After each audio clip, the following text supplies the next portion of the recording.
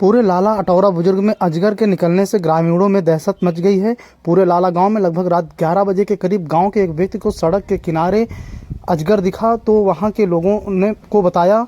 उसे बाहर निकालने के लिए लोगों ने बहुत प्रयास किया, लेकिन वो जाकर सड़क के नीचे बनी पुलिया में घुस गया। उतनी टाइम से अभी तक वो बाहर नहीं निकला।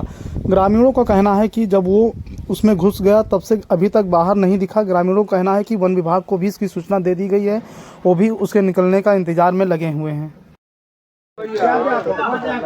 अरे गोटी मान ले यार, वो लंबा है।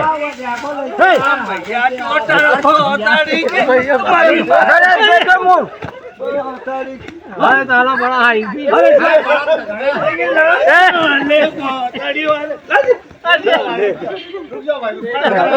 छोड़ दियो।